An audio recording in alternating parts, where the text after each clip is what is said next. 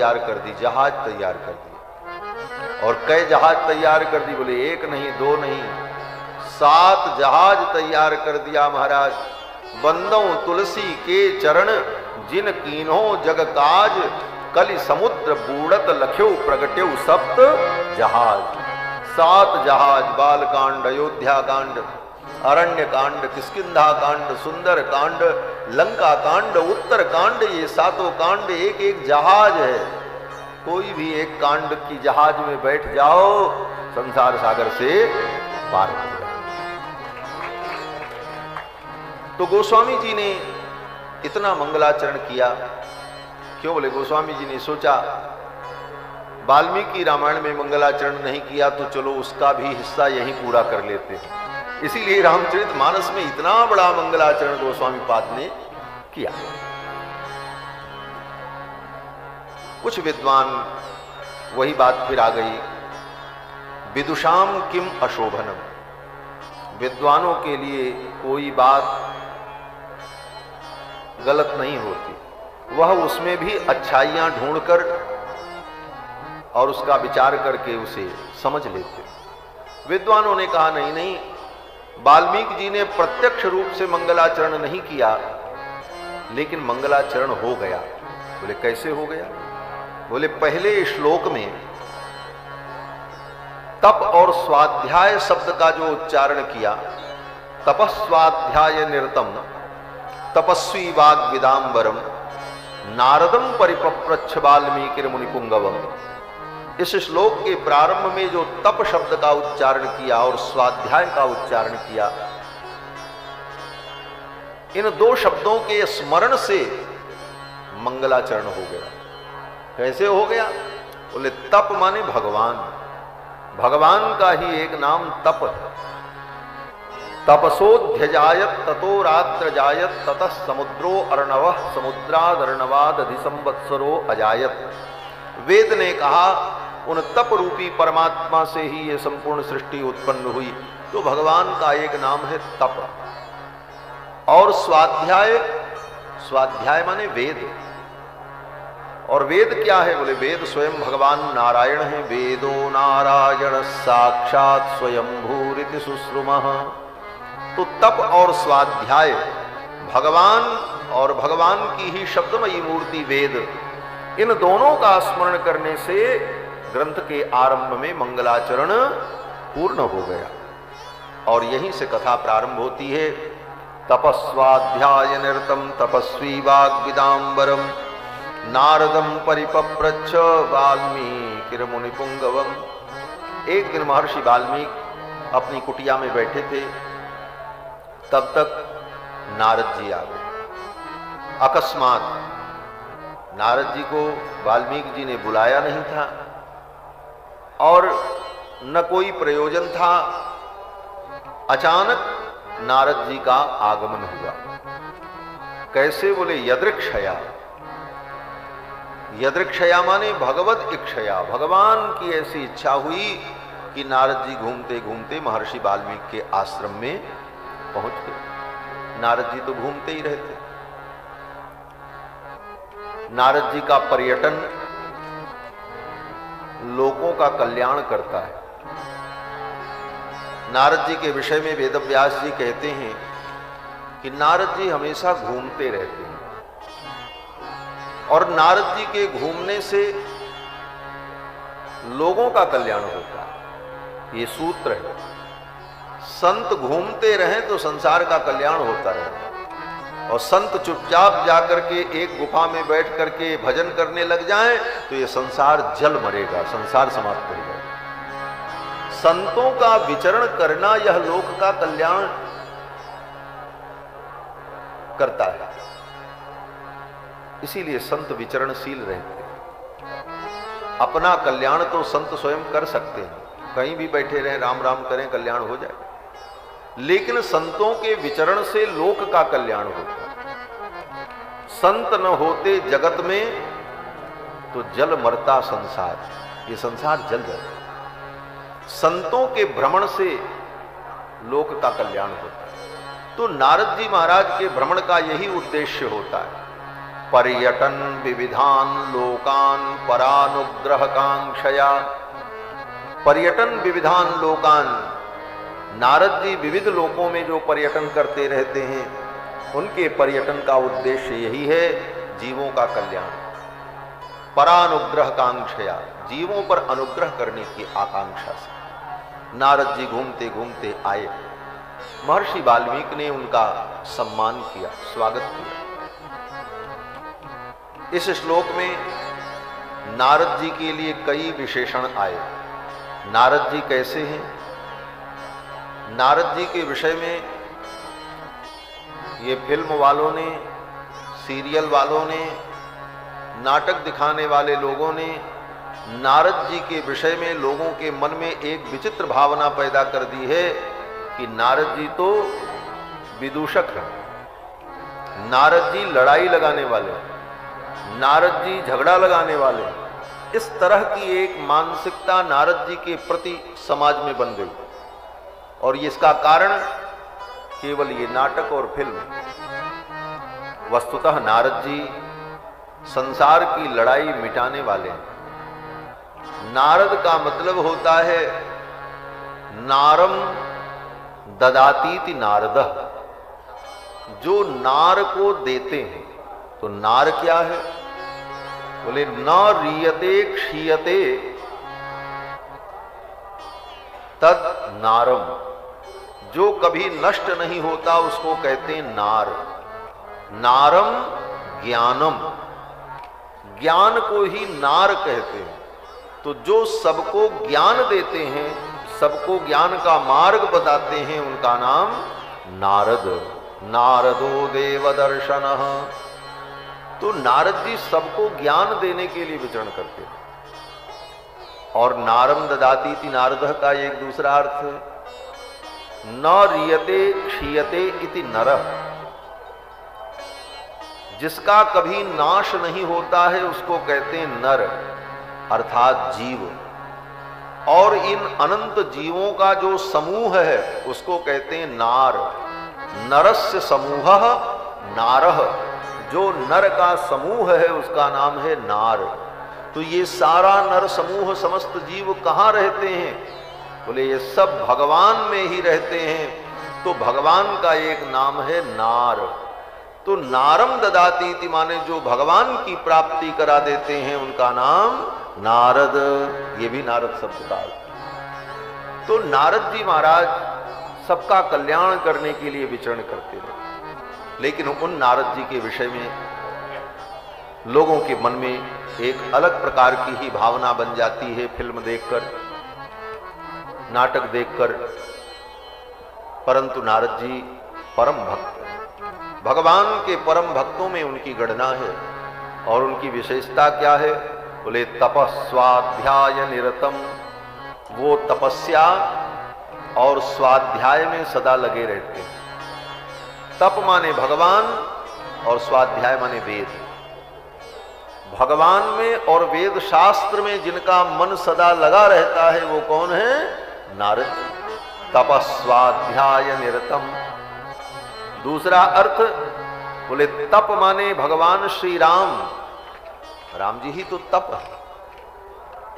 ये तप का चरित्र है रामायण, इसलिए ये तपस्वी का चरित्र है। राम जी ने 14 वर्ष तक वन में रह करके तप किया। तापस बेश विशेष उदासी 14 बरिस राम वनवासी। ये तापस का चरित्र है। और इसको लिखा किसने? बोले तपस्वी ने लिखा, वाल्मीकि तपस्वी ने लिखा। और राम के भक्त जो हैं, भरत जैसे तपस्वी का चरित्र इसमें है, वाल्मीकि जैसे तपस्वी का चरित्र, विश्वामित्र जैसे तपस्वी का चरित्र, ये तपस्वियों का ही चरित्र रामायण है। तो तप माने भगवान श्री राम और स्वाध्याय माने राम जी की कथा। स्वाध्याय माने राम जी की कथा। तो राम जी और राम जी की कथा में जिनका मन सदा लगा रहता है, ऐसे कौन? बोले नारद जी महाराज। तपस्वाध्याय निरतम, जो तपस्या और स्वाध्याय में सदा लगे रहते हैं। और उनकी विशेषता क्या है? बोले वाग विदाम परम, ज्ञानियों में परम श्रेष्ठ हैं नारद जी महाराज। ऐसे नारद जी के चरणों में महर्षि वाल्मीकि ने प्रणाम किया। परिपप्रच्छ, उनसे पूछा। नारद जी जब आए तो वाल्मीकि जी ने नारद जी से उनका हाल चाल नहीं पूछा और लोगों का समाचार नहीं पूछा कि उस लोक में क्या चल रहा है, उस लोक में क्या चल रहा है। नारद जी आए तो वाल्मीकि जी ने नारद जी से भगवान के विषय में पूछा। कोई संत मिले, कोई ज्ञानी मिले तो उनसे भगवान के विषय में पूछना चाहिए, भगवान की चर्चा करनी चाहिए, संसार के प्रपंच की चर्चा नहीं करनी चाहिए। ये तथ्य है। और लोग क्या करते हैं?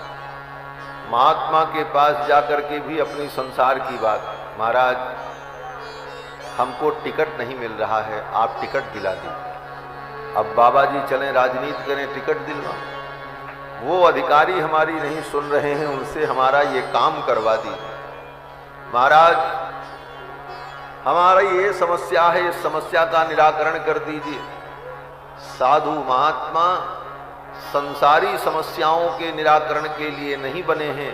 संत महात्मा ज्ञानी तुम्हारी आध्यात्मिक समस्याओं का समाधान करने के लिए। और यही काम महात्मा संत करने लग जाएं तो फिर संसारी व्यक्ति में और महात्मा में अंतर क्या रहा? वही दुकान खोल करके वो भी बैठ जाए। संत जनों का काम है धर्म का उपदेश करना, लोगों को अध्यात्म से जोड़ना, भगवान से जोड़ना।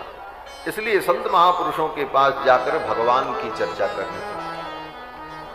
भगवान की चर्चा करोगे तो वो कथा है, और संतों के पास जाकर के अपनी व्यथा सुनाओगे तो वो व्यथा तुमको भी दुख देगी और तुम्हारी व्यथा को सुनकर के महात्मा भी दुखी होंगे। इसलिए संतों के चरण में जाकर व्यथा को छोड़कर भगवान के कथा की ही चर्चा करनी चाहिए। और कथा की चर्चा करोगे तो अपने आप व्यथा भाग जाएगी। व्यथा को भगाने का यही उपाय है। व्यथा की चर्चा ही मत करो, भगवान के कथा की चर्चा करो। कथा ऐसी आनंदमयी कि तुम्हारे व्यथा को दूर कर दे। हनुमान जी महाराज लंका में जब गए तो श्री जानकी जी व्यथा में थी, दुख में थी। हनुमान जी ने यही सोचा, जानकी जी की व्यथा को दूर करने के लिए मैं क्या करूं? हनुमान जी ने विचार किया, भगवान की कथा ही व्यथा को दूर करती है, तो मैं इनको कथा सुनाऊं। और हनुमान जी पेड़ के ऊपर बैठ के कथा सुनाने लगे। पेड़ के ऊपर बैठ, व्यास गद्दी ऊंची होती है और श्रोता नीचे बैठता है। हनुमान जी ने सोचा अब यहाँ व्यास गद्दी बनाने में तो बड़ी देर हो जाएगी, ये पेड़ ही व्यास गद्दी है, इसी पे बैठ के कथा सुना दे। और जब कथा सुनाने लगे तो हनुमान जी जो कथा सुना रहे हैं वो कथा जानकी जी सुन रही हैं, लेकिन कौन सुना रहा है उसे नहीं देख पा रहे। हनुमान जी की कथा जानकी जी तक पहुंचती है, लेकिन हनुमान जी महाराज कौन हैं ये जानकी जी नहीं देख पाई। इसका मतलब बोले कथा दुनिया देखे, कथावाचक कौन है उसको देखने की कोई बहुत जरूरत। कथावाचक कैसा है? कथावाचक देखने में कैसा है ये महत्वपूर्ण नहीं है, महत्वपूर्ण भगवान की कथा है। जानकी जी ने कहा इतनी सुंदर जो कथा सुनाई है वो कितना सुंदर होगा। हनुमान जी ने कहा इतनी सुंदर कथा जो सुनाई है वो तो सुंदर नहीं है, वो तो बंदर है। कथा सुंदर है, कथा सुनाने वाला तो बंदर है। और हनुमान जी ने जब कथा सुनाई तो जानकी जी की जो व्यथा थी वो दूर हो गई। रामचंद्र गुण बरने लागा, रामचंद्र गुण बरने लागा। सुनित ही सीता कर दूर भागा, सुनित ही सीता कर दूर भागा।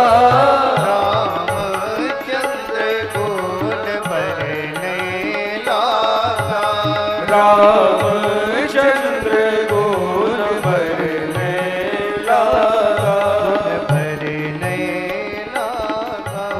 भरने लगा।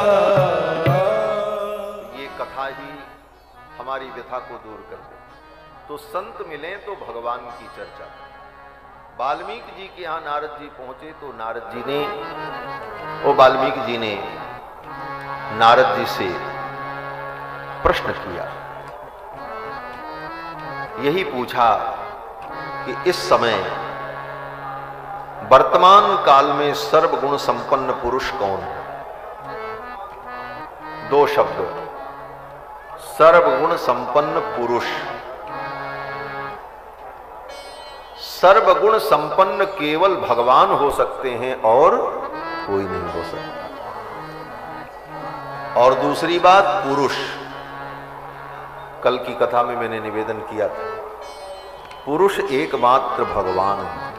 पुरुष एवेदं सर्वं यद्भूतं यच्च भव्यम। वाक्य बहुत छोटा है लेकिन बड़ा गांभीर्य है इसमें। सर्वगुण संपन्न पुरुष कौन है, ये प्रश्न वाल्मीकि जी ने नारद जी से किया। पुरुष केवल भगवान। जीव तो अपने कर्मों के कारण नारी और पुरुष का शरीर प्राप्त करता है। वस्तुतः जीव न स्त्री है न पुरुष है। कहते हैं वृंदावन में मीराबाई आई और उस समय श्री रूप गोस्वामी, सनातन गोस्वामी महापुरुषों का काल था। उनका नाम सुनकर के मीरा जी ऐसे महापुरुष का दर्शन करने के लिए आई तो कहते हैं कि उन महात्मा ने कहा अपने सेवक से कि हम स्त्रियों से नहीं मिलते हैं।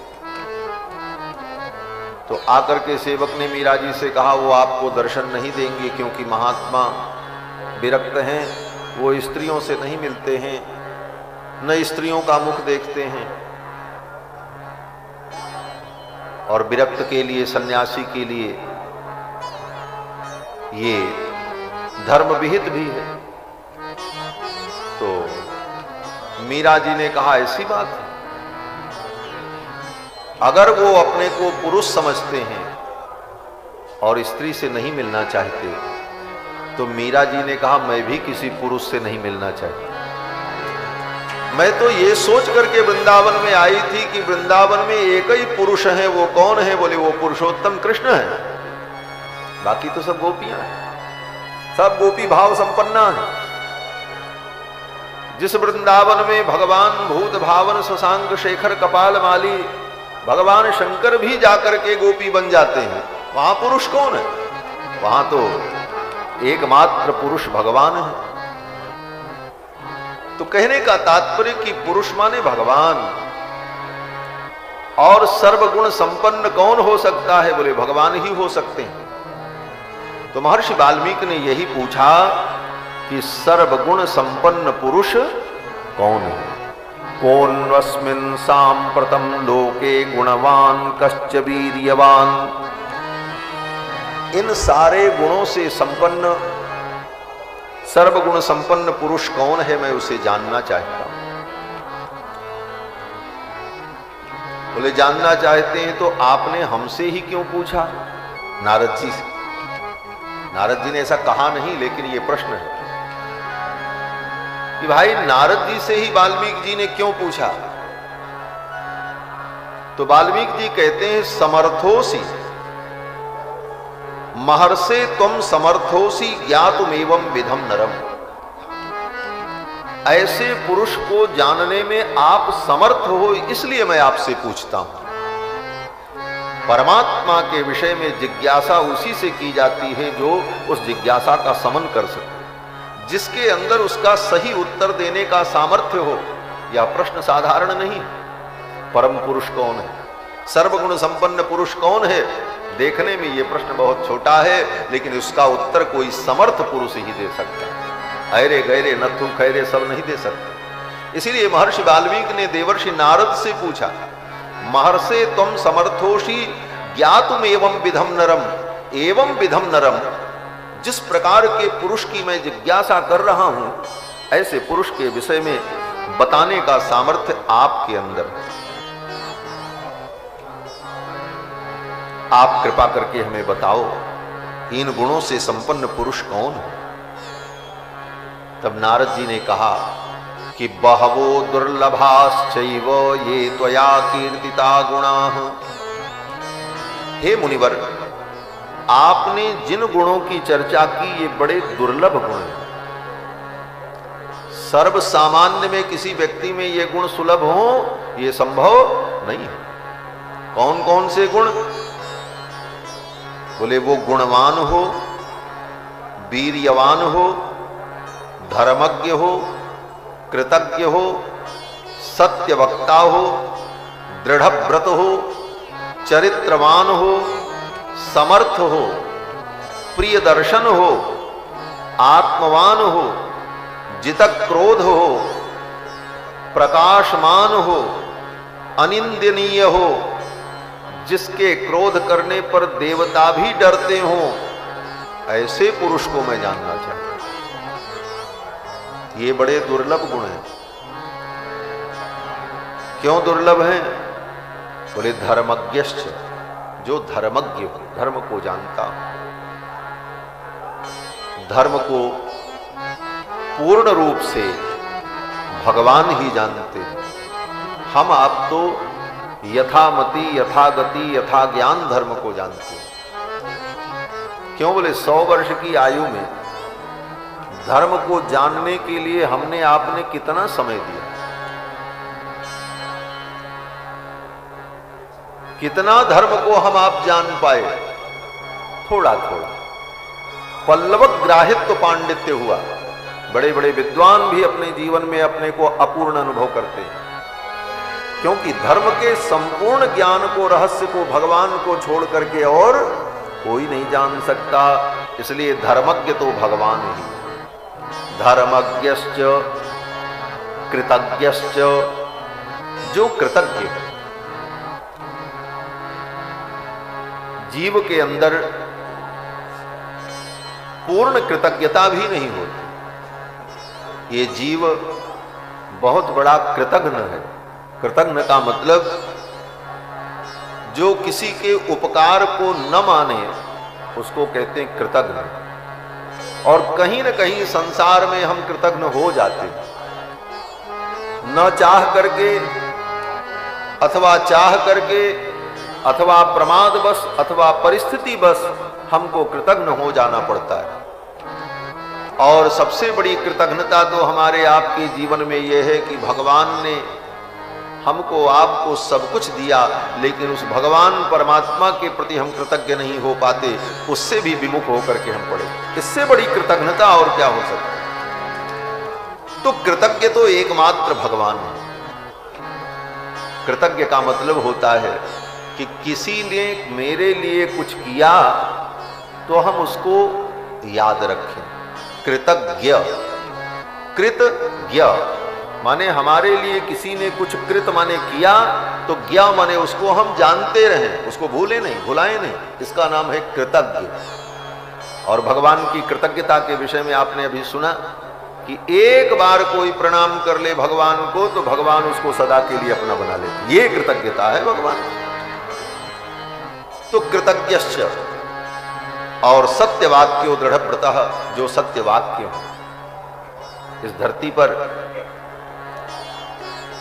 बड़े बड़े सत्यवादी हुए, लेकिन पूर्ण सत्य स्वरूप अगर कोई है तो भगवान है, दृढ़व्रत है।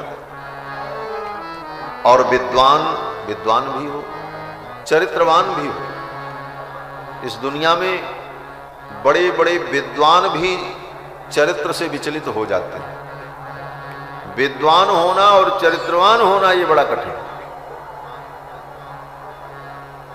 विद्वान भी हो और चरित्रवान भी हो और समर्थ भी हो। समर्थ का मतलब सर्व सामर्थ्य, जिसके अंदर सब प्रकार का सामर्थ्य। तो ये सारे दुर्लभ गुण हैं। ये दुर्लभ गुण केवल भगवान ने। नारद जी ने कहा कि बहवो दुर्लभाश्चैव ये त्वया कीर्तिता गुणाः। हे मुनिवर, आपने जिन गुणों का वर्णन किया ये बड़े दुर्लभ गुण हैं, लेकिन इन गुणों से युक्त जो पुरुष हैं मैं उनका वर्णन करता हूं। और वो पुरुष कौन है? तब नारद जी ने कहा, इक्ष्वाकु वंश प्रभवो रामो नाम जनैः श्रुतः। इक्ष्वाकु के वंश में उत्पन्न होने वाले जो राम हैं और जो वर्तमान में अयोध्या के सिंहासन पर विराजमान होकर प्रजा का पालन कर रहे हैं, वे राम जी इन सारे गुणों से संपन्न हैं। और आपने जिस सर्वगुण संपन्न पुरुष की जिज्ञासा की, ऐसे पुरुष वे राम जी हैं। फिर तो ये कहते हुए नारद जी ने महर्षि वाल्मीकि को संक्षेप में रामचरित्र सुनाया। राम जी की विशेषता बताई कि राम जी अपने धर्म की भी रक्षा करते हैं और अपने स्वजनों के धर्म की भी रक्षा करते हैं। रक्षिता स्वस्य धर्मस्य स्वजनस्य च रक्षिता। अपने स्वजन की भी रक्षा करते हैं और अपने स्वजन के धर्म की भी रक्षा राम जी करते हैं। और राम जी जो वेद वेद्य परमात्मा हैं, दशरथ नंदन हैं, ये पुरुषोत्तम हैं। और इनकी जो भार्या सीता हैं, जो जनक के कुल में उत्पन्न हुई, जनकस्य कुले जाता देव मायेव निर्मिता। भगवान की जो माया है, देव माया, वही जानकी है। देव माने भगवान और माया माने करुणा। माया का एक अर्थ होता है वो माया जिसको माया कहते हैं, माया में पड़ गए, माया के बंधन में पड़ गए, वो माया अलग है। माया का एक अर्थ होता है करुणा, दया। माया दंभे कृपायांच। माया का अर्थ होता है दंभ, माया का अर्थ होता है कृपा। तो भगवान की जो साक्षात कृपा है वो क्या है? बोले वही श्री जानकी।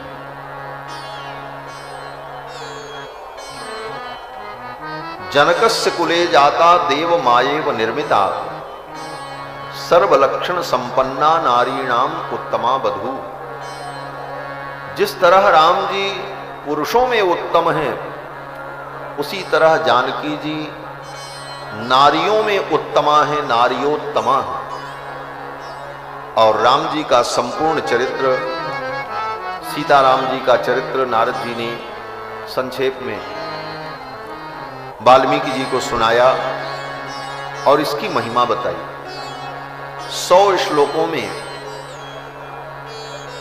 श्लोकों में संक्षिप्त रामायण, मूल रामायण नारद जी ने वाल्मीकि जी को सुनाई और इसका महत्व बताया कि हे मुनिवर, इदम पवित्रम पापघ्नम पुण्यम वेदैश्च संवितम।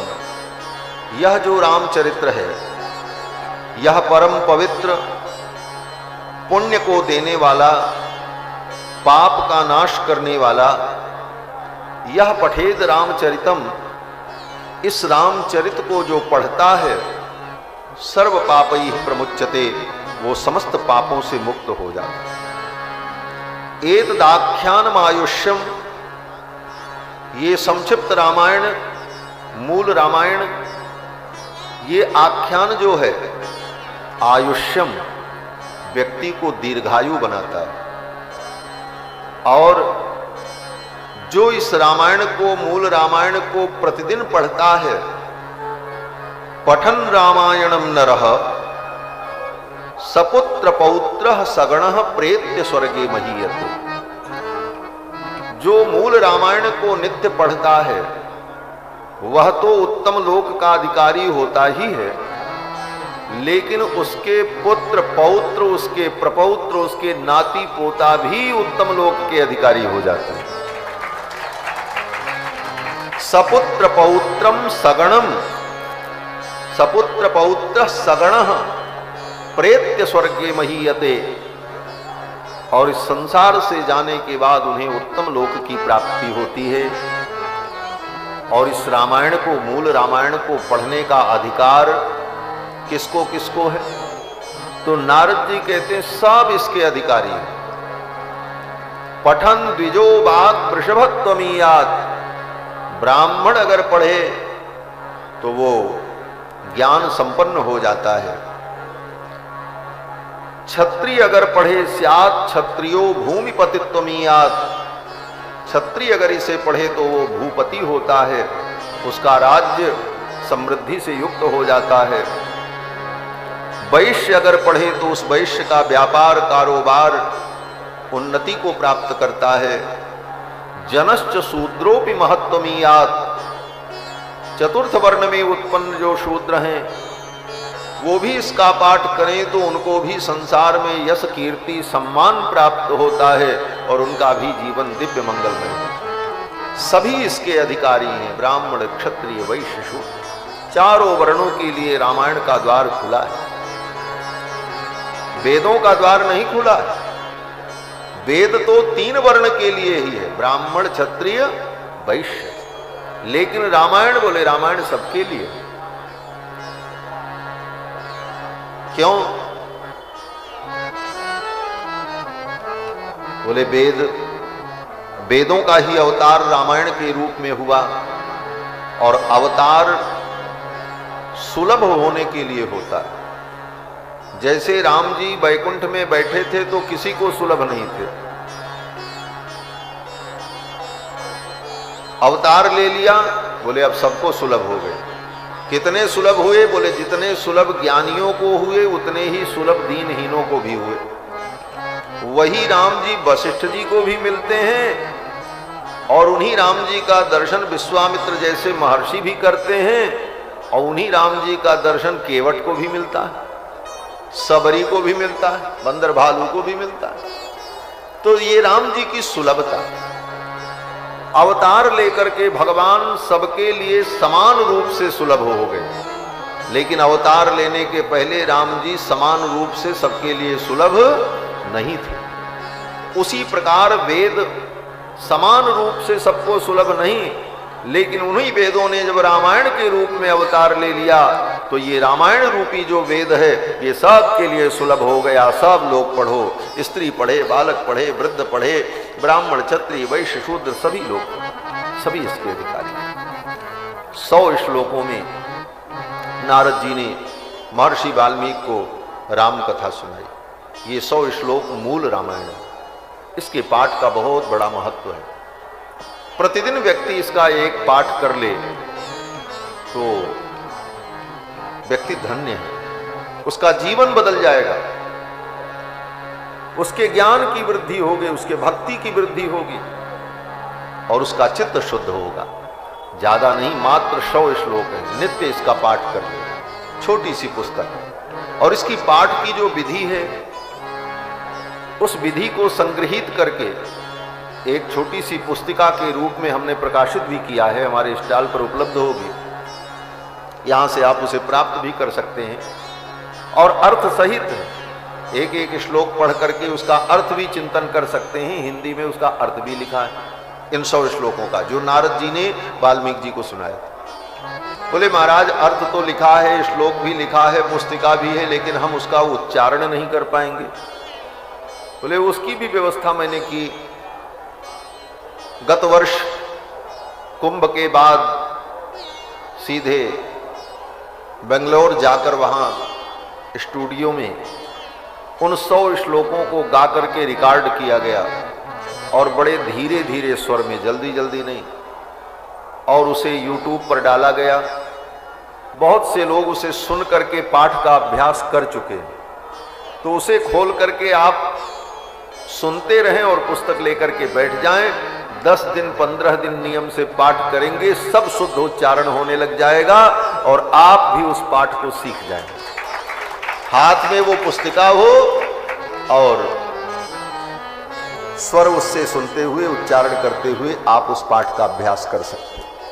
बहुत सरल है और कोई बड़ी बात नहीं। हमारे यहाँ तो आश्रम में जब छोटे छोटे बच्चे सब याद कर चुके हैं। और नित्य पाठ करते हैं मूल रामायण का। इस मूल रामायण का बहुत बड़ा महत्व है और जो वैष्णव हैं, जो राम जी के भक्त हैं, उनको इस मूल रामायण का नित्य पाठ करना चाहिए। नारद जी ने मूल रामायण सुनाई, नारद जी चले गए। नारद जी के चले जाने के बाद महर्षि वाल्मीकि ने अपने शिष्य भरद्वाज जी से कहा, चलो स्नान करके मध्याह्न संध्या वंदन करके आते हैं। ये भरद्वाज महर्षि वाल्मीकि जी के शिष्य हैं। कौन से भरद्वाज महर्षि? ले वही भरद्वाज जो यहां तीर्थराज प्रयाग में नित्य विराजते हैं। जिन भरद्वाज जी ने याज्ञवल्क्य जी से राम कथा सुनी, भरद्वाज मुनि बसहि प्रयागा। भरद्वाज मुनि बसहि प्रयागा, भरद्वाज मुनि बसहि प्रयागा। तिन्हि राम पद अति अनुरागा, तिन्हि राम पद अति अनुरागा। तापस समदम दया निधाना, तापस समदम दया निधाना। परमारथ पथ परम सुजाना, परमारथ पथ परम सुजाना। माघ मकर गत रवि जब होई, माघ मकर गत रवि जब होई। तीरथ पति ही आव सब कोई, तीरथ पति ही आव सब कोई। देव धनुज किन्नर नर श्रेणी, देव धनुज किन्नर नर श्रेणी। सादर मज्जहि सकल त्रिवेणी, सादर मज्जहि सकल त्रिवेणी। पूजहि माधव पद जन जाता, पूजहि माधव पद जल जाता। परसी अखय मट भर सही गाता, परसी अखय बट सही इस तीर्थराज प्रयाग में जिन भरद्वाज मुनि ने याज्ञवल्क्य जी के चरणों में प्रार्थना करके राम कथा श्रवण की, वही भरद्वाज मुनि। यह भी बड़ा सुंदर संकेत है। जिसने रामायण की रचना की महर्षि वाल्मीकि, उनके शिष्य भरद्वाज, जिनके सामने ये रामायण लिखी गई भरद्वाज जी के सामने, और उसी रामायण से सभी विद्वानों को राम कथा का प्रसाद प्राप्त हुआ। जिन भरद्वाज जी के सामने नारद जी ने आकर के वाल्मीकि जी को राम कथा सुनाई, वो भरद्वाज जी, उनसे बड़ा राम कथा का ज्ञाता कौन होगा? लेकिन इसी प्रयाग की धरती में याज्ञवल्क्य जी के चरणों में बैठ करके कहते, महाराज हमको राम कथा सुनाओ। याज्ञवल्क्य जी ने कहा, आपको सब मालूम है, लेकिन तुम्हारे हृदय में सुनने की जो इच्छा है, जो भक्ति है, वो मैं जान रहा हूं, और याज्ञवल्क्य जी से कथा सुनो। कितना भी हम जानते हो, लेकिन भगवान की चर्चा कोई सुनाए तो प्रेम पूर्वक बैठ करके सुनना चाहिए। यही कथा श्रवण रूपी भक्ति है। हम सब जानते हैं, हम सब सुने हुए हैं, हम तो स्वयं सुनाते हैं। हम क्या सुने? बोले ये भाव अगर हृदय में आया, इसका मतलब श्रवण भक्ति आपकी जो है ये सफल नहीं हुई। भरद्वाज मुनि वाल्मीकि जी के शिष्य। वाल्मीकि जी ने कहा, चलो तमसा नदी के तट पर स्नान करने चलते। जगाम तमसा तीरम जाह्नव्यास्त्व विदूरतः। तमसा नदी में स्नान करने के लिए गए। उसी समय घाट की सुंदर शोभा देखकर, नदी का मनोरम तट देखकर महर्षि वाल्मीकि टहलने लगे। वाल्मीकि जी ने कहा, थोड़ा प्रकृति के वातावरण का आनंद लेते हैं, टहल रहे थे। उसी समय कोई शिकारी, बहेलिया, निषाद, जो पक्षियों का शिकार करता था, वो आया और तमसा नदी के तट पर क्रौंच पक्षी का जोड़ा विहरण कर रहा था। उस जोड़े में जो नर पक्षी था उसको उस बहेलिये ने मार दिया। छिप करके कहीं वो बैठा था बहेलिया, उसने बाण चलाया, क्रौंच पक्षी को लगा, वो तड़प करके वो पक्षी वहीं मर गया। क्रौंची उसकी मादा उस पक्षी की मृत्यु को देखकर रोने लगी, चीत्कार करने लगी, कभी इधर भागती कभी उधर भागती। महर्षि वाल्मीकि की दृष्टि गई, तब तक वो निषाद मुस्कुराता हुआ सामने आ गया। उसे तो लगा कि मुझे सफलता मिल गई, मैंने अपना शिकार प्राप्त कर लिया। वो तो प्रसन्न हो रहा था, लेकिन महर्षि वाल्मीकि को क्रोध आ गया। पहले तो करुणा आई, इस निरीह प्राणी को इसने मार दिया। किसी भी प्राणी को मारने का अधिकार किसी को नहीं। जब तुम किसी को पैदा नहीं कर सकते, किसी को जिंदा नहीं कर सकते, तो तुम मारने के अधिकारी कैसे हो सकते? लेकिन अपने स्वार्थ के लिए, अपनी क्षुधा के लिए, अपने स्वाद के लिए व्यक्ति निरीह जीवों को मार करके खा जाता। और तो और महाराज, आज तो यह स्थिति है पूरे विश्व में कि कुछ भी व्यक्ति खाने को तैयार है, कोई जीव नहीं बच सकते महाराज। ऐसे ऐसे राक्षस इस धरती पर, सांप बिच्छू बंदर भालू जो पावे सब खा जाए, मनुष्य को भी खा जाए, ऐसे मनुष्य इस धरती पर, ऐसे क्रूर प्राणी। उस निषाद के क्रूरता को देखकर महर्षि वाल्मीकि के हृदय में पहले तो दया आई और फिर क्रोध आया। करुणा क्रोध में बदल गई और महर्षि वाल्मीकि ने उसको शाप दे दिया, हे निषाद, तुमको कभी प्रतिष्ठा प्राप्त नहीं होगी, तुमने इस क्रौंच को मारा है। मां निषाद प्रतिष्ठाम तम अगमस्सास्वती समाह यत् क्रौंच मिथुनादेकम अवधि काम मोहितम। काम मोहित होकर तुमने इस पक्षी का वध किया है, तुम्हें कभी शांति की प्राप्ति नहीं होगी। शाप दे दिया। यह शाप जो निकला महर्षि वाल्मीकि के मुख से, यह श्लोकबद्ध निकला। शोकः श्लोकत्वमागतः। महर्षि वाल्मीकि का शोक ही श्लोक बनकर के निकल आया। उत्तरवर्ती आचार्यों ने, कवियों ने,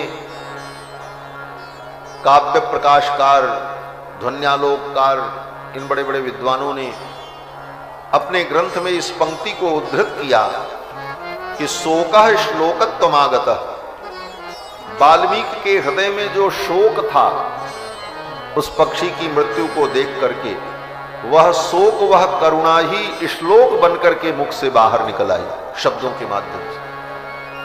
शोकः श्लोकत्वमागतः, शाप दे दिया। फिर स्नान किया, मध्याह्न संध्या वंदन किया और अपनी कुटिया के लिए चल पड़े। भरद्वाज जी पीछे पीछे कलश लेकर के, कलश में जल लेकर के साथ में आ रहे थे। महर्षि वाल्मीकि के मुख से जो शाप निकला वो पंक्तिबद्ध श्लोक था। भरद्वाज जी ने उसे स्मरण कर लिया और बार बार उस श्लोक का उच्चारण करते हुए, दोहराते हुए आ रहे थे और सोच रहे थे आज गुरुदेव के मुख से ये क्या निकला। जब कुटिया में पहुंचे, महर्षि वाल्मीकि अपने आसन पर बैठे, तब तक ब्रह्मा जी का आगमन हो गया। आज अगाम ततो ब्रह्मा लोक कर्ता स्वयं प्रभु। उसी समय ब्रह्मा जी महाराज आ गए। ब्रह्मा जी का सम्मान पूजन किया। पहले तो ब्रह्मपुत्र आए थे, नारद जी, अब ब्रह्मा जी आए। महर्षि वाल्मीकि ने उनका स्वागत किया, पूजन किया।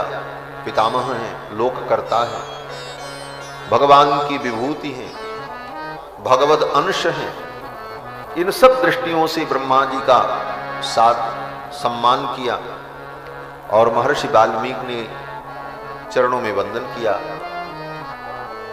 ब्रह्मा जी ने कहा, हे मुनिवर, मैं एक प्रयोजन से आया हूं।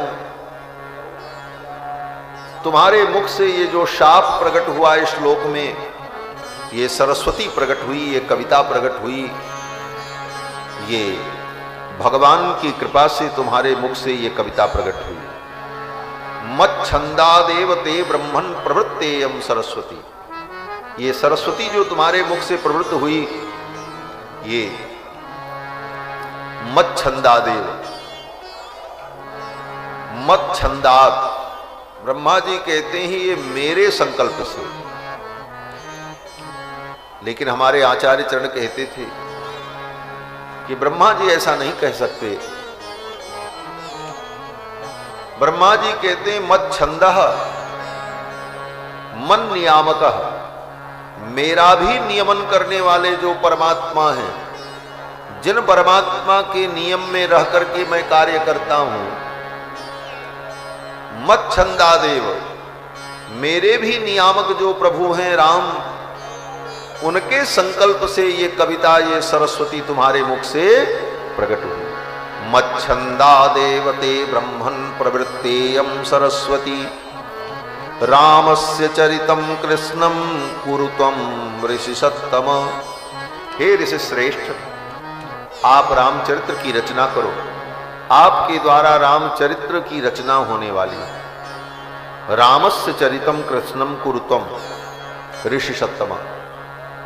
नारद के मुख से तुमने जो सुना है, वृत्तम कथय धीरस्य, जो राम जी धीर है। ये ब्रह्मा जी भगवान राम का एक विशेष नाम बता रहे हैं। राम जी का एक बड़ा विशेष नाम है धीर। आप कहोगे रघुनंदन, रघुवंशनाथ, राघव, जानकी कांत, जानकी जानी, सीतापति, ये सब नाम तो है, लेकिन ये धीर, बोले धीर भी राम जी का नाम है।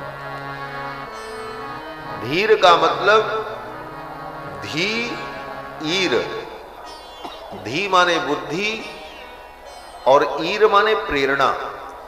जो बुद्धि को प्रेरणा देते हैं वो परमात्मा कौन है? बोले धीर। धी माने बुद्धि। और गायत्री मंत्र में यही प्रार्थना की जाती है, धियो योनः प्रचोदयात्। हमारी धी को, धी माने बुद्धि को, वह परमात्मा प्रचोदयात्, प्रेरित करे, प्रेरणा दे हमारी बुद्धि में। तो सबकी बुद्धि में प्रेरणा देने वाले कौन है? बोले भगवान।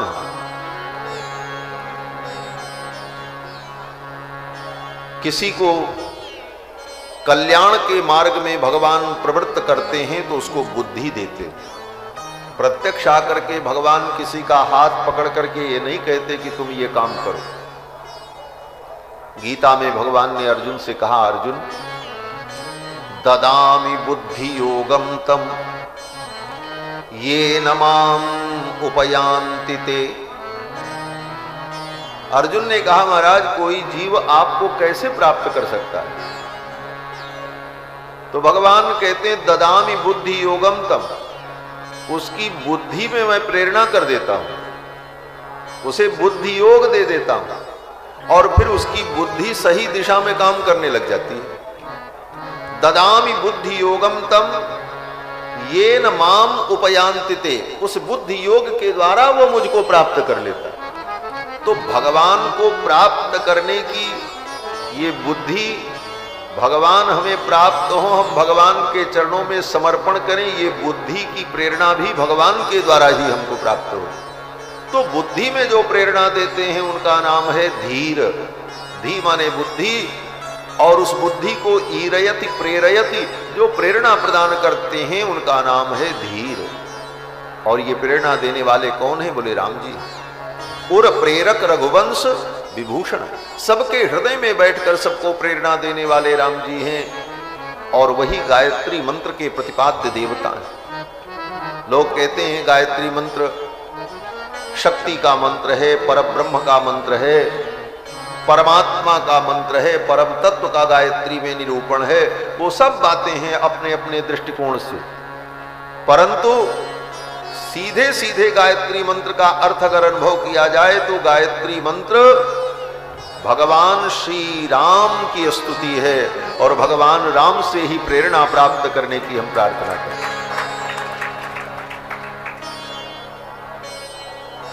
और उसी गायत्री मंत्र की व्याख्या ये वाल्मीकि रामायण है। एक एक अक्षर पर एक एक हजार श्लोकों की रचना वाल्मीकि जी ने की। गायत्री में 24 अक्षर हैं और 24,000 श्लोकों में महर्षि वाल्मीकि ने उस गायत्री मंत्र के तत्व का ही निरूपण रामायण में किया। यह भी एक रामायण है, इसका नाम है गायत्र रामायण। 24 श्लोक की रामायण। पहला श्लोक जो तपस्वाध्याय नृतम, फिर 1000 के बाद जो श्लोक है वो, फिर 1000 के बाद, इस तरह वाल्मीकि रामायण के 24 श्लोकों को हर 1000 के बाद वाला श्लोक लेकर 24 श्लोकों में जो संक्षिप्त रामायण है उसका नाम गायत्र रामायण है। अगर 100 श्लोक की ये रामायण न पढ़ सके तो कम से कम 24 श्लोक वाली रामायण तो नित्य पढ़ ही लेना चाहिए। गायत्र उसका भी प्रकाशन हुआ है, लेकिन उसका गायन अभी नहीं हुआ है। समय निकाल करके विचार है कि उसे भी एक बार रिकॉर्डिंग करके डाल दिया जाए, जिससे कम से कम लोग उसे भी पढ़ सके, उसका भी अनुसंधान हो सके। तो ये वाल्मीकि रामायण गायत्री मंत्र की ही व्याख्या है, और गायत्री मंत्र के द्वारा भगवान श्री राम का ही प्रतिपादन है। और भगवान श्री राम परम तत्व हैं। हर भक्त अपने इष्ट को परम तत्व मानता है, इसलिए चाहे शैव हो, चाहे शाक्त हो, चाहे वैष्णव हो, हर संप्रदाय की परंपरा में गायत्री मंत्र का उतना ही समादर है। और गायत्री मंत्र में तो प्रत्यक्ष रूप से सविता देवता भगवान श्री राम का ही स्मरण है। राम ही सविता है। सविता माने सबको प्रेरणा देने वाला, सविता वही प्रसविता। तो भगवान श्री राम का एक नाम धीर है। ब्रह्मा जी कहते हैं व्रतम कथय धीरस्य, सबको प्रेरणा देने वाले जो धीर हैं राम जी, उनके व्रत को, चरित्र को हे मुनिवर आप लिखो। नारद जी के मुख से जो तुमने सुना है, रहस्यम च प्रकाशम च यद वृत्तम तस्य धीमतः, राम जी का जो चरित्र प्रकाशित है और जो उनका चरित्र गोपनीय है, वह संपूर्ण चरित्र वैदेही के साथ उन्होंने क्या क्या लीला की, वैदेह्याश्चैव यद वृत्तम प्रकाशम यदि वारः, उस चरित्र में जो प्रकाशित चरित्र है, जो गुप्त चरित्र है, वो सब चरित्र तुमको ज्ञात हो जाए। महर्षि वाल्मीकि ने कहा नारद जी ने हमको जो सुनाया है वो तो बहुत थोड़ा सा सुनाया। ब्रह्मा जी ने कहा मैं वरदान देने आया हूं, तच्चाप्य विदितम सर्वम विदितम ते भविष्यति। राम जी का जो चरित्र तुमको विदित नहीं है, जो रहस्य, जो चरित्र राम जी का तुम नहीं जानते हो, वो सब चरित्र तुम्हारे हृदय में प्रकट हो जाए। ये मेरा आशीर्वाद है। ब्रह्मा जी ने आशीर्वाद दे दिया।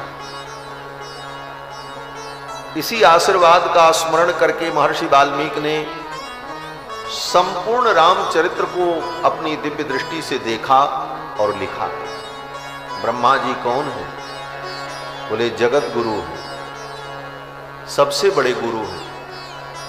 ब्रह्मा जी से ही सभी मुनि महर्षि महात्मा उत्पन्न हुए, ये संपूर्ण सृष्टि उन्हीं से उत्पन्न हुई। लोक करता है ब्रह्मा, सबके गुरु हैं, और गुरु की कृपा हो जाए, गुरु का आशीर्वाद मिल जाए तो संपूर्ण रामचरित्र हृदय में प्रकट हो जाता है। और ये वाल्मीकि जी के साथ हुआ, और वही वाल्मीकि गोस्वामी जी के रूप में प्रकट हुए, तो उस अर्थ को, उस आशीर्वाद को गोस्वामी तुलसीदास जी महाराज भी स्मरण करते हैं। सूझ ही रामचरित मणि मानिक, सूझ ही रामचरित मणि मानिक, गोकुत प्रगट जय जो जय कानिक, गोपुत प्रगट जय जो जय कानिक, गोपुत प्रगट जय जो जय कानिक। सबसे पहले गोस्वामी जी ने भी भगवान की स्तुति करने के बाद रामचरित्र लिखने के पहले गुरु जी का स्मरण किया। बंदौ गुरुपद पदुम परागा, सूरज सुवास सरस अनुरागा। और उन गुरु जी की कृपा हो जाए तो सूझे ही रामचरित मनमानी। रामचरित्र की जो मणियां हैं, चाहे गुप्त हो चाहे प्रकट हो, वो सब दिखाई पड़ने लगती। तो ये स्मरण गोस्वामी जी ने क्यों किया? क्योंकि गोस्वामी जी ही तो महर्षि वाल्मीकि हैं, और वाल्मीकि जी के रूप में उनको जो ब्रह्मा का आशीर्वाद प्राप्त है, वही आशीर्वाद गोस्वामी जी के रूप में भी उनको प्राप्त है, क्योंकि वही तो वाल्मीकि जी गोस्वामी जी। तो ब्रह्मा जी ने वाल्मीकि जी से कहा, राम जी का संपूर्ण चरित्र तुम्हें ज्ञात हो जाएगा। महर्षि वाल्मीकि ने कहा, संपूर्ण चरित्र तो मुझे ज्ञात हो जाएगा, लेकिन राम जी जो चरित्र आगे करेंगे वो, क्योंकि जिस समय ये घटना हुई, ब्रह्मा जी आए, नारद जी आए, उस समय राम जी अयोध्या के सिंहासन पर विराजमान होकर के प्रजा का पालन कर रहे थे। राम जी की लीला चल रही थी। ये रामायण उस काल में लिखी गई जब राम जी अयोध्या में सिंहासनारूढ़ होकर प्रजा का पालन कर रहे थे, राम जी की लीला चल रही थी। वाल्मीकि जी ने कहा, मैं राम जी के चरित्र का वर्णन तो करूंगा, लेकिन आगे जो चरित्र राम जी करेंगे वो मैं कैसे वर्णन करूं? ब्रह्मा जी ने कहा, आगे जो राम जी चरित्र करेंगे वो भी चरित्र तुम्हारे हृदय में पहले ही प्रकट हो जाएगा। वो चरित्र बाद में राम जी करेंगे, पहले तुम्हारे हृदय में प्रकट हो जाएगा। वाल्मीकि जी ने कहा, वो चरित्र अगर मैं लिख दूं और कहीं राम जी ने अपना कार्यक्रम बदल दिया, तब तो गड़बड़ हो जाएगा। क्यों? बोले, राम जी परम स्वतंत्र, न सिर पर कोई, वो तो परम स्वतंत्र है। राम जी का मन बदल जाए, बोले चलो इतनी लीला नहीं करेंगे, किसी के अधीन तो है नहीं राम, तब तो मेरी बात जो है वो झूठी हो जाएगी। तो ब्रह्मा जी ने कहा, चिंता मत करो, मेरा आशीर्वाद है, जो चरित्र तुम लिख दोगे राम जी को वह चरित्र करना ही पड़ेगा, और राम जी वो चरित्र करके दिखाएंगे। वो भक्त वत्सल हैं, अपने भक्त की वाणी को कभी झूठा नहीं होने देते। जो राम जी के चरणों में भक्ति करता है उसकी वाणी कभी झूठी नहीं होती। तुम्हारी वाणी झूठी नहीं होगी। नते वाग्नृता काव्ये काचिदत्र भविष्यति, काव्य में तुम्हारी वाणी कभी अनृत नहीं होगी, असत्य नहीं होगी। राम जी को अगर वो लीला नहीं करनी है फिर भी राम जी करेंगे, इसलिए तुम चिंता मत करो। वाल्मीकि जी बड़े प्रसन्न हुए। ब्रह्मा जी ने कहा, और सुन लो। बोले क्या? बोले, कुरु राम कथाम पुण्याम श्लोकबद्धाम मनोरमाम। ये जो राम कथा तुमको लिखनी है, ये गद्य में नहीं लिखना, श्लोकबद्धाम, श्लोक में, पद्य में लिखना। मनोरमाम, और ऐसी कथा हो जो मनोरम हो, मन को आनंद प्रदान करने वाली। और तुम्हारे द्वारा लिखी गई ये कथा इस धरती पर तब तक गाई जाएगी जब तक इस धरती पर हिमालय और विंध्याचल जैसे पर्वत रहेंगे, जब तक इस धरती पर गंगा जमुना सरस्वती की धारा प्रवाहित होगी, तब तक इस धरती पर लोग तुम्हारी रामायण को गाएंगे और सुनेंगे। ये आशीर्वाद ब्रह्मा जी ने दे दिया महाराज।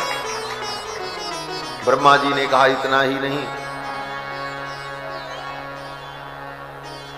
यावत रामस्य च कथा तत्कृता प्रचरिष्यति, तुम्हारे द्वारा लिखी गई इस राम कथा का जब तक धरती पर गायन प्रचार प्रसार चलता रहेगा, तावत ऊर्ध्वमधश्च त्वं मल्लोके सुनिवत्सति, तब तक तुम मेरे ब्रह्मलोक में सुख प्राप्त करोगे और ब्रह्मलोक में तुम्हारा निवास होगा।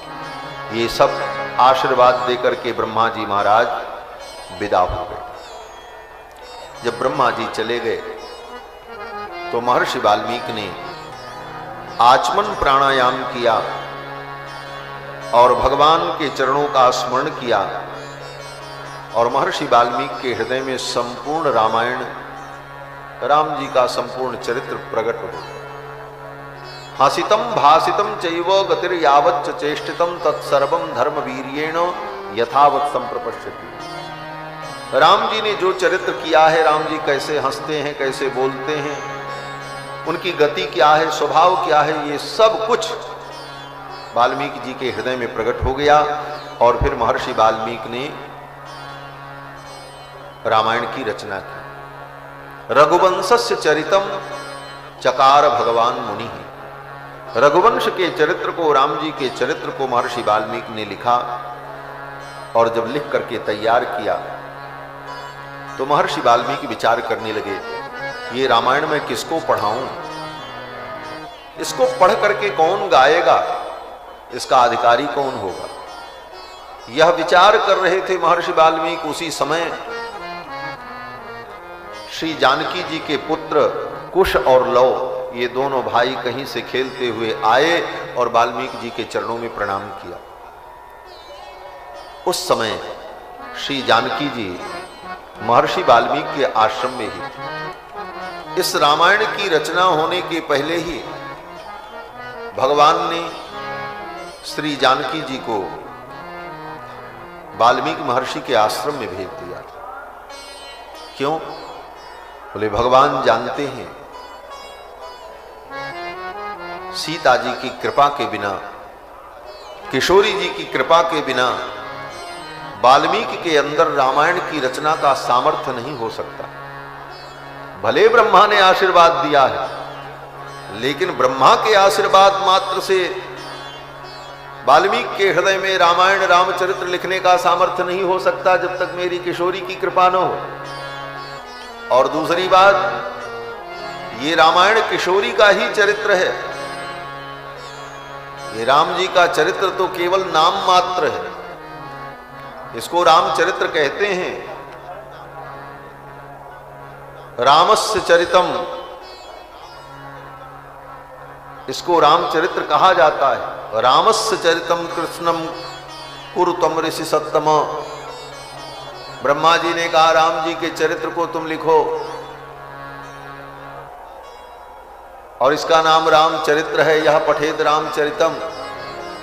लेकिन नाम मात्र, ये नाम है, इसका नाम रामचरित्र। वस्तुतः ये रामायण चरित्र किसका है? बोले वस्तुतः ये रामायण सीता जी का महान चरित्र है। रामचरित्र तो इसका केवल नाम मात्र है, चरित्र ये किसका है? बोले सीता जी का है। महर्षि वाल्मीकि कहते हैं कृत्स्नम रामायणम काव्यम सीतायाश्चरितम महत। ये रामायण काव्य सीता जी का महान चरित्र है और सीता जी के महान चरित्र को लिखने का सामर्थ्य वाल्मीकि जी में तभी आएगा जब सीता जी की कृपा उनके ऊपर हो, किशोरी जी की करुणा हो। तो अपनी करुणा को, अपनी कृपा को, भगवान की मूर्तिमती कृपा जो सीता जी हैं, उनको भगवान ने वाल्मीकि महर्षि के आश्रम में भेज दिया, बहाने से भेज दिया। क्या बहाना बनाया? बोले लोकापवाद।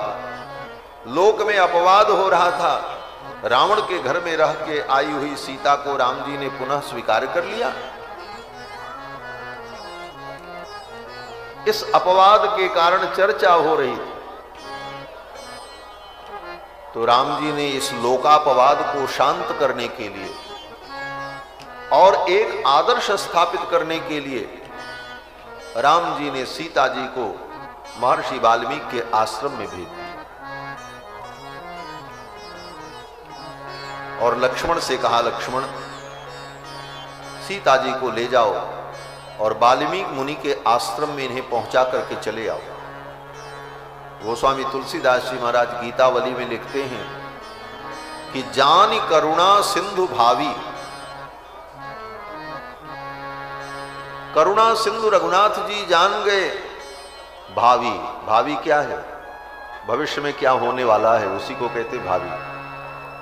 भविष्य में रामायण की रचना होने वाली है और वाल्मीकि जी के द्वारा होगी, और ये रचना तभी संभव है जब किशोरी जी की उनके ऊपर कृपा हो। इसलिए अपनी साक्षात कृपा को किशोरी जी को भेज दिया। जान करुणा सिंधु भावी विवश सकल सहाय, धीर धरि रघुवीर भोरहि लखन लिए बुलाई। यहां पर भी महर्षि, यहां पर गोस्वामी तुलसीदास जी महाराज कहते हैं, यहां भी धीर शब्द का उच्चारण करते हैं। धीर धरि रघुवीर भोरहि। प्रातः काल ही रघुनाथ जी ने लक्ष्मण को बुलाया, लिए लखन बुलाए, और राम जी ने कहा कि तात तुरत ही स्याज संदन सीयले चढ़ाई। हे लक्ष्मण, रथ तैयार करो और सीता जी को रथ में बैठा लो और ले जाओ। वाल्मीकि मुनीस आश्रम आयौ पहुंचाई। वाल्मीकि मुनि के आश्रम में इनको पहुंचा देना। लक्ष्मण जी तो सेवक हैं, सेवक का धर्म बड़ा कठोर होता है। सबसे सेवक धर्म कठोरा। सेवा धर्मो परम गहनो योगी नाम अप्यगम्य। सेवक का धर्म बड़ा कठिन होता है। क्या है सेवक का धर्म? बोले सेवक का एक ही धर्म है, आज्ञा पालन। बस विचार भी करने का उसे अधिकार नहीं, सलाह देने का भी अधिकार नहीं। इसीलिए कहा आज्ञा सम न सुसाहिब सेवा। आज्ञा से बढ़कर के कोई सेवा ही नहीं होती। सेवक वही जो आज्ञा का पालन करे। और आज्ञा पालन कितना कठिन होता है। कौन सी आज्ञा स्वामी दे दें? विचार भी नहीं करना है, सलाह भी नहीं देना है, प्रतिकार भी नहीं करना है और उसका पालन करना। इतनी कठोर आज्ञा राम जी ने दी लक्ष्मण जी को। सब कुछ जानते हुए लक्ष्मण जी जानते हैं सीता जी निष्कलंक हैं, परम पवित्र हैं, लेकिन प्रभु की आज्ञा है। तो लक्ष्मण जी ने सीता जी को रथ पे बैठाया, लेकर के गए और महर्षि वाल्मीकि के आश्रम में छोड़ दिया। वहीं पर सीता जी ने 2 पुत्रों को जन्म दिया वाल्मीकि जी के आश्रम में। सीता जी जब वाल्मीकि जी के आश्रम में गईं, उस समय वो अंतर्वतनी थी। वहीं कुश और लौ उत्पन्न हुए। महर्षि वाल्मीकि ने उनके संस्कार किए, अध्ययन कराया, और वहीं आश्रम में दोनों बालक रहते थे। जब रामायण की रचना हो गई और महर्षि वाल्मीकि बैठे विचार कर रहे थे किसको रामायण पढ़ाएं, तब तक कुश लौ ने आकर के प्रणाम किया। देखा, देखते तो रोज थे, लेकिन आज कुश और लौ में वाल्मीकि जी को राम जी का दर्शन हुआ।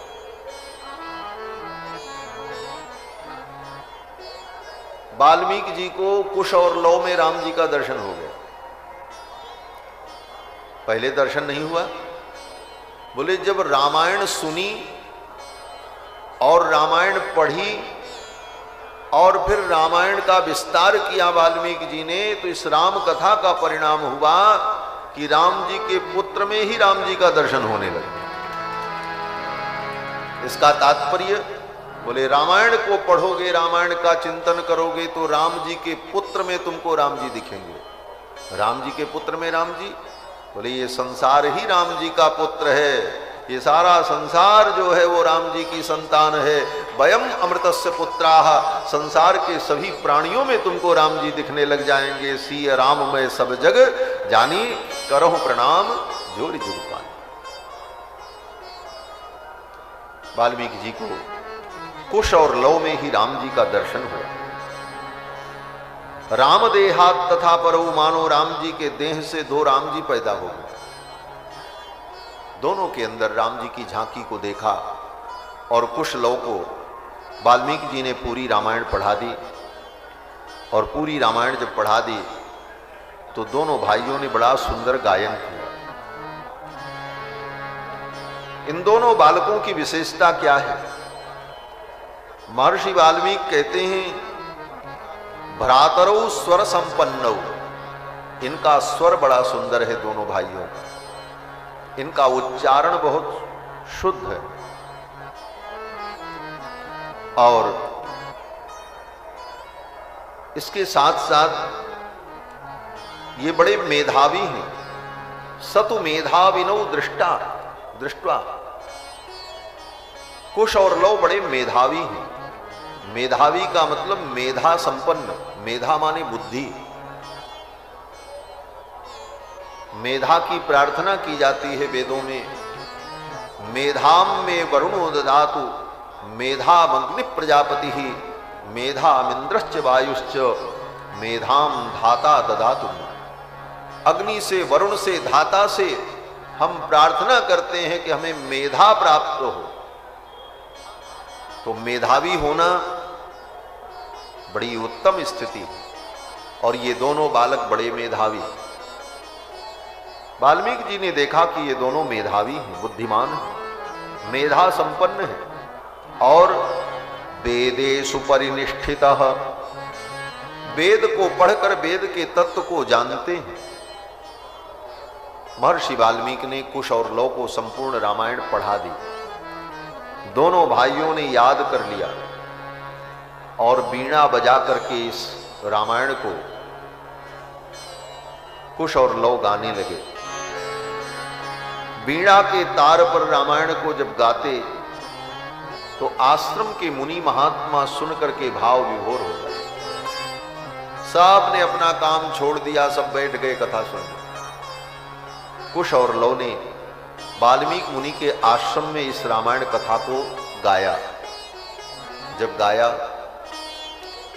मुनियों ने जब सुना तो सभी मुनि महात्मा राम कथा को सुनकर, रामायण को सुनकर के रोने लगे।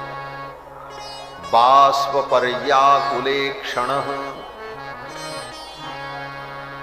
इस कथा को सुनकर के सबकी आंखों में आंसू आ गए।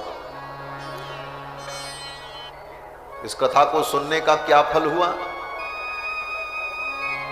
आनंद आया, ज्ञान हुआ, राम जी की अनुभूति हुई, राम जी मिल गए। बोले हाँ ये सब फल होगा, लेकिन ये बाद का फल है। पहला फल क्या है? तो पहले फल का निरूपण करते हैं कि भगवान श्री राम की, रघुनंदन की कथा सुनने का फल है कि आंखों में आंसू आ जाए। ये पहला फल होना चाहिए। ये पहला फल होता ही नहीं तो आगे वाला कहां से होगा? है? आगे वाला कहां से होगा? पहला फल है कि आंखों में अश्रु आ जाए।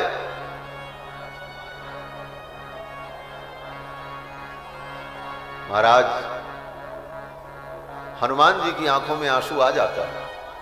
यत्र यत्र रघुनाथ कीर्तनम तत्र तत्र कृतमस्तकांजलिम वाष्प बारी परिपूर्ण लोचनम मारुतिम नमत राक्षसांत। तो भगवान की कथा सुनने का जो फल बताया जाता है, पुण्य मिलेगा, पाप का नाश होगा, कल्याण होगा, भगवान मिलेंगे, ज्ञान मिलेगा, भक्ति मिलेगी, ये सब पारंपरिक फल है, एक के बाद दूसरा, एक के बाद दूसरा। लेकिन शुरुआत कहां से होगी? बोले शुरुआत तो यहां से होनी चाहिए कि भगवान की कथा को सुनने का फल ये हो कि आंखों से अश्रु झरने लग जाए।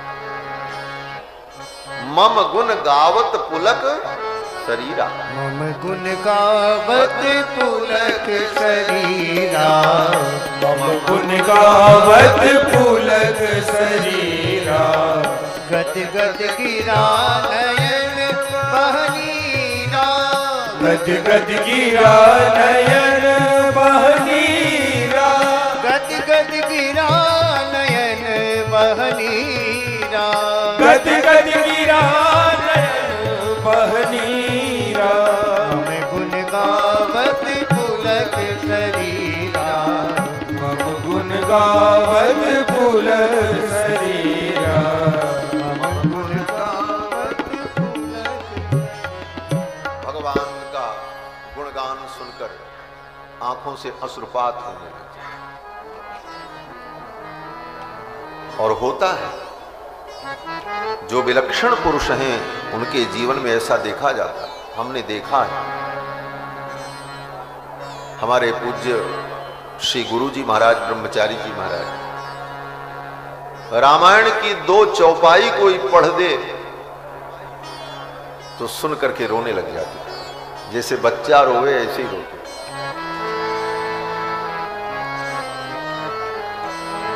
और तो और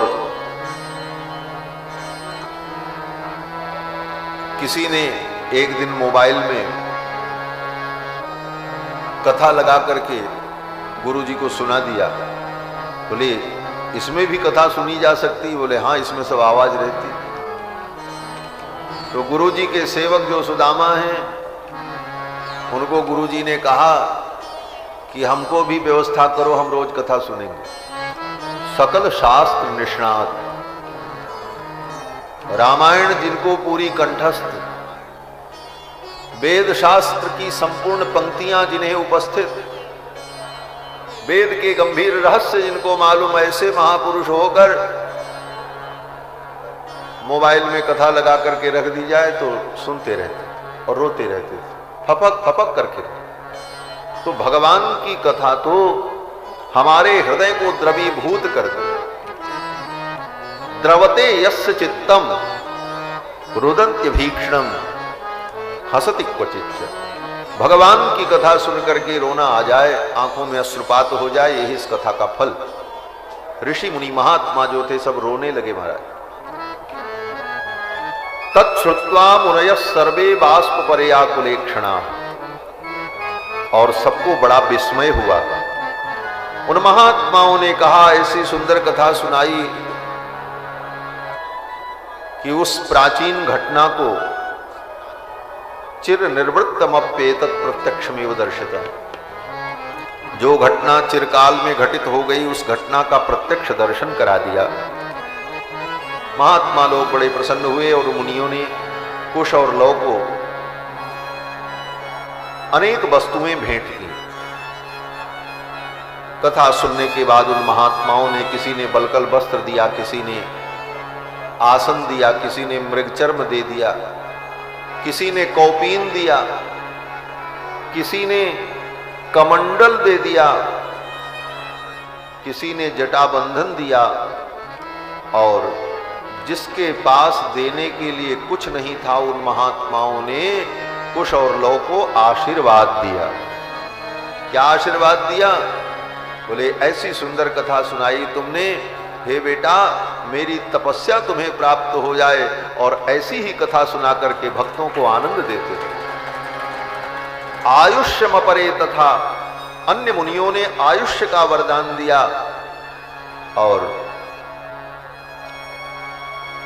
सभी परमानंदित हुए। फिर तो महर्षि वाल्मीकि ने मुनि मंडली को लेकर, कुश और लौ को लेकर नैमिषारण्य आए, जहां पर राम जी का उस समय अश्वमेध यज्ञ चल रहा था। राम जी का अश्वमेध यज्ञ चल रहा था। अनेक देश के राजा महाराजा भी वहां पधारे थे। बड़े बड़े ऋषि मुनि महात्मा पधारे हुए थे। राम जी अपने राज्य कार्य से निवृत्त होकर के यज्ञ कार्य में प्रवृत्त होते, यज्ञ कार्य से निवृत्त होकर के पुनः राज्य कार्य में प्रवृत्त होते, ये सब चलता रहता था।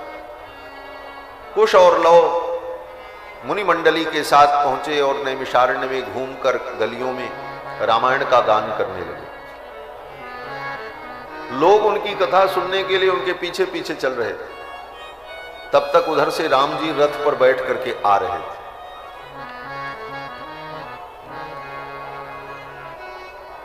राम जी रथ पर बैठ करके आए और कुश लव को राम जी का दर्शन हुआ। ये कथा बिछुड़े को मिला देती है, बिछुड़े प्रेमियों को मिला देती है। इस कथा के माध्यम से कुश और लव अपने पिता का प्रथम दर्शन करते हैं। इस कथा ने पिता राम का दर्शन कराया, लेकिन लव कुश जान नहीं पाए कि ये मेरे पिता हैं। उन्हें यही पता था कि ये राजाधिराज है। कभी लव कुश ने जानने की इच्छा नहीं की। क्यों?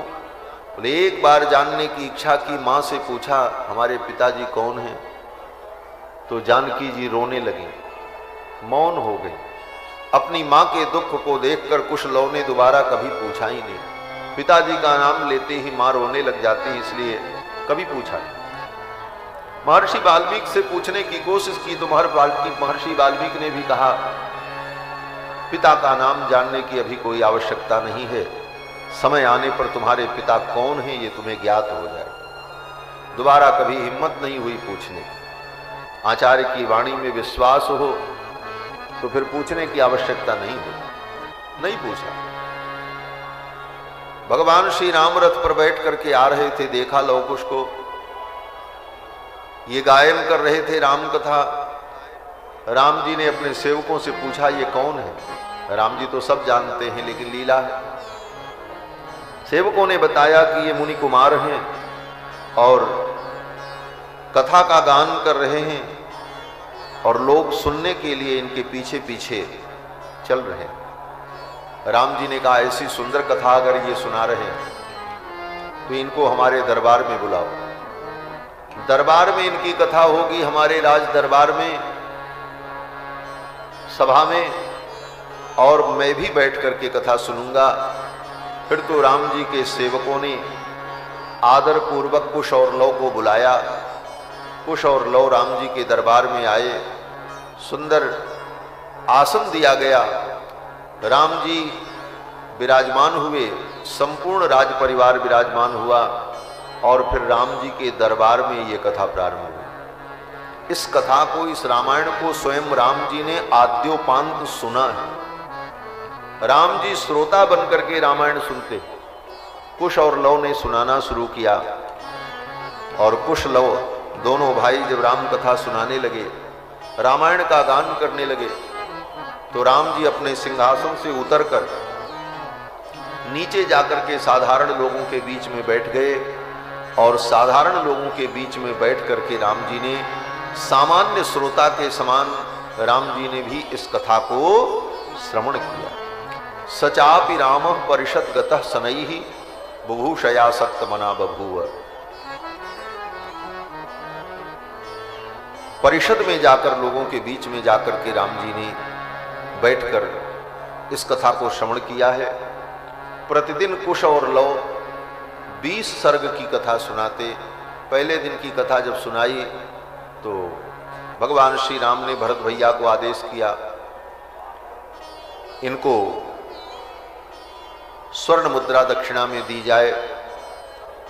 दक्षिणा दी जाने लगी तो कुश और लव ने मना कर दिया, बोले हमारे गुरु की आज्ञा नहीं है, हम दक्षिणा नहीं लेंगे। उनके इस त्याग पर, उनके वैराग्य पर, गुरु की आज्ञा में निष्ठा को देखकर राम जी बड़े प्रसन्न हुए और फिर तो कुश लव ने ये कथा सुनाई है। सर्वप्रथम कुश और लव ने पहले अयोध्या का वर्णन किया है, क्योंकि अयोध्या से ही ये कथा प्रारंभ होती है। अयोध्या की महिमा क्या है, अयोध्या नगरी बसी कैसे, किसने बसाया, और अयोध्या में रहने वाले लोग कितने कृतार्थ हैं और कितने धन्य हैं। अयोध्या की महिमा क्या है। एक सर्ग में 23 श्लोकों में कुश और लव ने अयोध्या की महिमा का वर्णन करके सुनाया। फिर श्री दशरथ जी महाराज अयोध्या के चक्रवर्ती सम्राट, उनका व्यक्तित्व क्या है इसका वर्णन किया। और फिर दशरथ जी महाराज पुत्र प्राप्ति के लिए यज्ञ यागादि कैसे करते हैं और उन्हें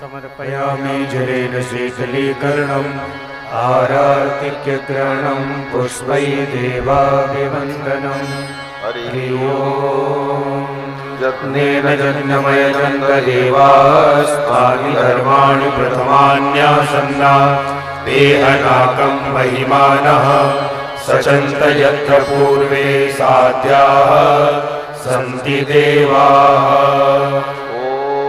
रामाय रामभद्राय रामचन्द्राय वेदसे रघुनाथाय नाथाय सीतायापतये नमः। मन्त्रपुष्पाञ्जलिं समर्पयामि।